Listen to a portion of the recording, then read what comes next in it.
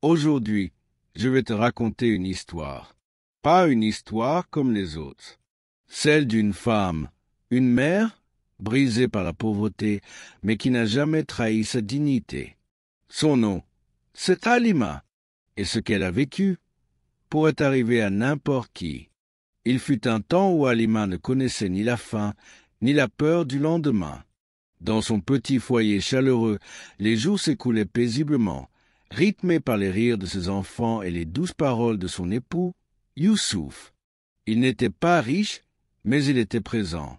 Il travaillait dur comme chauffeur de taxi, rentrait chaque soir avec de quoi faire bouillir la marmite et un sourire qui effaçait les fatigues de la journée. Halima, elle, veillait sur la maison avec soin. Elle préparait les repas, aidait les enfants à faire leurs devoirs et remerciait le ciel pour la vie simple et pleine qu'elle menait. Les enfants, eux, grandissaient dans l'insouciance. Amin, l'aîné, rêvait de devenir ingénieur. Rania adorait dessiner, elle remplissait des carnets de robes et de fleurs. Et Ismaël, le petit dernier, passait son temps à courir dans la cour en riant. Il y avait de l'amour, du respect, de la foi. Le soir, tous s'asseyaient ensemble pour le dîner, et Youssouf posait souvent la main sur l'épaule de Halima en murmurant « Tant qu'on est ensemble, on ne manque de rien. » Et pourtant, cette stabilité, ce bonheur fragile, allait bientôt se briser. Sans prévenir, un matin comme les autres, Halima prépara le thé. Youssouf sortit travailler, mais il ne revint jamais. Une crise cardiaque l'avait terrassé dans la rue. Le téléphone sonna. Une voix inconnue. Un silence. Puis un mot, condoléances. Ce jour-là, Halima perdit plus qu'un mari. Elle perdit le toit de sécurité, la chaleur, l'équilibre de sa vie. Et dans les yeux de ses enfants, elle eut un vertige qu'aucune mère ne devrait jamais avoir à affronter seule. Après l'enterrement de Youssouf, le monde de Halima entra dans une lente agonie. Les jours qui suivirent n'étaient plus que des silences pesants, entrecoupés de soupirs étouffés et de regards d'enfants trop jeunes pour comprendre, mais assez lucides pour sentir que quelque chose s'était brisé. Au début, Halima tint bon. Elle ouvrit une petite boîte en métal dans laquelle Youssouf gardait toujours un peu d'argent au cas où. Elle calcula, rationna, économisa. Les repas se firent plus simples, les vêtements usés furent raccommodés et les enfants furent encouragés à être patients. Mais la patience d'un enfant a ses limites. Pendant plusieurs mois, elle refusa d'aller mendier. Sa fierté, son amour-propre l'en empêchait. Elle espérait encore qu'une aide viendrait, qu'une opportunité surgirait. Mais rien. Alors, discrètement, elle se mit à chercher du travail. Pas un travail stable. Non, juste des tâches occasionnelles, laver le linge chez des voisines plus aisées, récurer les sols, porter des seaux d'eau d'un étage à l'autre pour quelques pièces. Elle acceptait tout, pourvu que ça lui permette de ramener un peu de pain. Mais la fatigue s'accumulait. Son dos la lançait, ses mains se fissuraient, son regard devenait vide. Et pourtant, les enfants continuaient à grandir. Leurs besoins, leurs envies, leurs rêves, eux, ne s'arrêtaient pas. Rania voulait des cahiers de dessin. Amin commençait à avoir honte de ses chaussures trouées. Ismaël posait des questions que Halima ne savait plus comment éluder. La maison elle-même changeait. Là où jadis résonnaient des éclats de rire, on entendait maintenant le tic-tac de l'horloge, le cliquetis d'un robinet qui fuit, ou le gémissement d'un ventre vide. Halima sentait peu à peu que quelque chose en elle mourait, sa force. Et avec elle, la lumière. À mesure que l'Aïd approchait, la pression sur Halima devint insupportable. Pas celle de la société, ni celle des factures, mais celle bien plus douloureuse de ses enfants. Leurs yeux pleins d'espoir, leurs paroles innocentes mais acérées, leurs rêves de tenues neuves, de chaussures brillantes, de ballons et de jeux. Chaque jour, ils parlaient de l'Aïd avec excitation. Les enfants du quartier en discutaient dans les ruelles. Moi, je vais avoir un boubou rouge. Moi, j'ai déjà vu mes chaussures chez le vendeur. Papa va me les acheter. Et chez elle, c'était le silence. Un soir, Amine dit doucement, « Maman, cette année, on aura des habits nous aussi, hein? L'année dernière, on a mis nos vieux vêtements. Tout le monde s'est moqué. » Halima a senti son cœur se plier comme une feuille mouillée. Elle voulait répondre, le rassurer, lui dire oui. Mais comment mentir quand on n'a même pas une pièce de 100 francs en poche? Elle détourna le regard. Rania, elle, avait découpé dans un vieux magazine des images de robes. Elle les colla sur un cahier. Elle dit, « Regarde, maman, celle-ci, elle est jolie, non?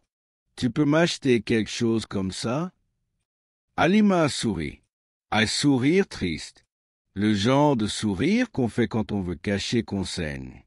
Mais ce n'étaient que des enfants. Ils ne savaient pas. Ils ne voyaient pas les nuits sans sommeil, ni les mains usées, ni les corvées humiliantes. Eux, ils voyaient le monde avec leur cœur d'enfant. Et leur cœur réclamait ce que tous les enfants veulent, se sentir comme les autres. Alors Halima fit une promesse, à elle-même, silencieusement. Cette année, je leur offrirai ce qu'ils veulent, même si ça doit me briser. Quand l'espoir devient rare, même une rumeur peut devenir une lueur. Un matin, alors qu'Halima balayait la cour poussiéreuse de sa maison, sa voisine Aïcha lui parla d'un homme, un commerçant bien connu du quartier. « Il vend des vêtements à crédit, lui dit-elle. Tu prends maintenant, tu paies plus tard. Beaucoup de femmes l'ont fait. Il ne refuse jamais, mais il a ses conditions. » À ces mots, Halima leva les yeux. « Quelles conditions? Je ne peux pas te les dire. Va voir. Tu jugeras toi-même. » Elle hésita, puis elle pensa à Amine, à Rania, à Ismaël. Elle repensa aux larmes qu'elle avait cachées, à la honte dans les yeux de ses enfants l'année passée. Alors elle prit son courage à deux mains et se rendit à la boutique. Le commerçant l'accueillit avec un large sourire. Il l'invita à s'asseoir. Il sortit quelques vêtements, les déplia lentement, comme s'il lisait en elle. Mais Halima coupa court. « Avant tout, je n'ai pas d'argent. J'ai entendu que vous acceptez le crédit. » Le vendeur sourit plus encore. « Oui, ma sœur, mais ici, le crédit a un prix. Pas en argent, en garantie. Beaucoup prennent et ne reviennent jamais. Alors j'ai mes règles. » Il sortit un carnet, noir, épais, usé. Tout est écrit ici. Lis, et si tu acceptes, je te donne tout ce que tu veux. Halima prit le carnet. Ses mains tremblaient déjà, et dès la première ligne, son souffle se coupa. Elle recula. Une phrase, une seule, et elle comprit. Ce n'était pas du commerce. C'était un piège. Mais elle n'était qu'au début de l'horreur. Halima avait lu des choses horribles dans sa vie. Des histoires de guerre, de misère, de trahison. Mais jamais, jamais elle n'aurait imaginé qu'un simple carnet posé sur une table pouvait contenir autant de saleté humaine. La première condition la frappa comme une gifle glacée. Toute femme qui souhaite un crédit devra d'abord se dénuder entièrement. Devant nous, être filmée visage visible. La vidéo sera gardée comme garantie. Si elle ne paie pas, elle sera diffusée sur Internet. Ses mains tremblèrent. Elle relut, une deuxième fois, puis une troisième. Non, ce n'était pas un cauchemar. C'était réel. Elle chercha les autres pages. Peut-être y avait-il une autre option, une autre forme de paiement. La deuxième condition la fit suffoquer. Si la première règle vous dérange, alors vous devrez entretenir une relation intime avec le vendeur chaque fois qu'il le demande, jusqu'au remboursement total. Et enfin, la troisième, si vous refusez les deux premières, vous pouvez céder légalement votre maison comme garantie. En cas de retard, nous avons le droit de la vendre. Halima ferma le carnet d'un geste lent. Elle le reposa, sans un mot. Elle se leva. Le vendeur ne la retint pas. Il avait l'habitude. Il savait que certaines finiraient par revenir. Mais Halima ne reviendrait jamais. Elle sortit, le cœur vide, les jambes tremblantes, son honneur encore entier, mais son âme salie. Elle était venue chercher un peu de joie pour ses enfants, et on lui avait demandé de vendre sa dignité. À peine sortie, elle aperçut une autre boutique. Un homme, assis devant, l'observait. Il avait tout vu, et dans ses yeux, Halima ne vit ni avidité, ni jugement, juste une paix étrange, et c'est là que l'épreuve devint un tournant. L'homme devant la boutique s'appelait Idriss, un vendeur, comme l'autre, mais pas du même monde. Il avait tout vu, le regard bouleversé d'Halima en sortant, son pas hésitant, ses mains tremblantes, son silence. Il connaissait les pratiques de son voisin, les pièges tendus aux femmes démunies, et il savait que peu en sortait sans séquelles. Alors, doucement, il l'appela. « Ma sœur, viens. Si c'est des habits que tu cherches, je peux t'aider. » Halima recula aussitôt. « Frère, je n'ai pas d'argent. J'étais venu pour un crédit. » Il hocha la tête. « Tu paieras quand tu pourras. Et si tu ne peux pas, ce sera pour Allah. Je ne veux rien d'autre que le sourire de tes enfants. » Mais Halima sentit la panique monter. Les mots d'Aïcha, les conditions, le carnet noir, les regards souillés, tout lui revenait. Elle tremblait comme un oiseau effrayé. « Non, non, je ne peux pas. Je suis désolé. » Idriss comprit immédiatement. Ce n'était pas le refus d'une orgueilleuse, c'était la défense d'une femme détruite. Il ne dit rien, ne l'insista pas, il regarda simplement Halima s'éloigner, mais dans son cœur, il fit une prière. « Oh Allah, si mon intention est sincère, montre-moi comment l'aider, sans l'humilier, sans qu'elle ait à supplier. » Il la suivit discrètement, à distance. Il voulait juste savoir où elle vivait, non pour la déranger, mais pour intervenir, en silence, comme un frère, comme un serviteur d'Allah. Le soir venu, Idriss revint. Il prépara une enveloppe. Dedans, assez d'argent pour couvrir bien plus que des habits. Il la glissa doucement sous la porte.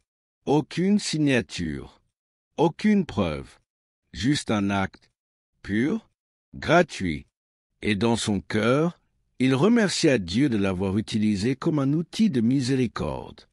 Le matin suivant, Halima se leva comme tous les autres, le cœur lourd, mais l'âme tenace. Elle n'avait pas dormi. Comment le pouvait-elle, après ce qu'elle avait vu, entendu, traversé? Elle s'était prosternée longtemps cette nuit-là, sur son tapis, le visage noyé de larmes. Elle avait murmuré, entre deux sanglots, « Ô mon Seigneur, je n'ai plus de force. Je n'ai rien demandé à personne. C'est à toi seul que je tends la main. Si c'est toi qui m'as placé dans cette épreuve, alors c'est à toi aussi d'en ouvrir l'issue. » Elle n'espérait plus vraiment, mais elle priait encore. Et rien que ça, c'était déjà un miracle. En sortant dans la cour pour étendre un linge, son regard tomba sur une enveloppe, posée là, juste devant sa porte. Elle s'immobilisa, le cœur battant. Est-ce que? Non, ce n'était pas possible. Qui? Pourquoi? Elle se pencha, la prit entre ses doigts, tremblante. Elle ouvrit, et là, ses yeux s'emplirent de larmes. Des liasses, des billets, du vrai argent, bien plus qu'il n'en fallait pour des habits. Halima tomba à genoux. Elle pleura, fort, mais cette fois, pas de douleur, des larmes de délivrance, de foi, d'amour. Elle retourna sur son tapis de prière et dit, « Oh Allah, Tu m'as entendu, toi seul. J'ai baissé la tête devant personne. J'ai pleuré devant aucun homme. Et c'est toi qui as répondu. Ce jour-là, elle alla acheter des vêtements neufs, des chaussures. Les enfants sautillaient, riaient, tournaient sur eux-mêmes comme des étoiles filantes. Mais ce qui rendait Halima vraiment heureuse, c'était de savoir qu'elle n'avait rien trahi, ni sa foi, ni sa dignité, ni son cœur. Il existe, dans l'ombre du monde, des milliers de femmes comme Halima, des femmes qui se battent seules, dignes et silencieuses, pendant que le vacarme de la vie les ignore. Des mères qui mentent à leurs enfants pour ne pas leur transmettre l'angoisse. Des pères qui marchent des kilomètres pour un travail payé une bouchée de pain. Des cœurs usés, des dos courbés, des poches vides, mais une foi solide comme une montagne. Ce que Halima a vécu, ce n'est pas une fiction pour attendrir.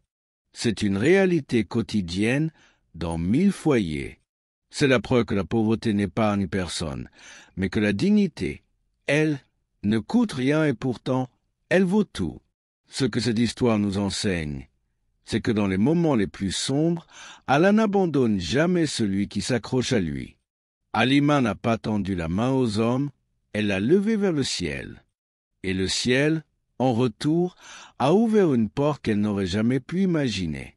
Le prophète a dit, « Celui qui place sa confiance en Allah, il lui suffira. Celui qui le craint, il lui ouvrira toujours une issue et lui accordera une subsistance d'où il ne s'y attendait pas. » À toi qui lis ou écoutes cette histoire. Si tu es brisé, tiens bon. Si tu es tenté de céder, rappelle-toi qu'Allah voit ce que tu endures. Si tu n'as rien, souviens-toi que le Créateur possède tout, et à ceux qui peuvent t'aider. Soyez comme Idriss. Soyez des portes d'Allah pour ceux qui n'ont plus la force de frapper. Donnez sans humilier, aimez sans juger, car ce monde n'a pas besoin de plus de discours. Il a besoin de miséricorde.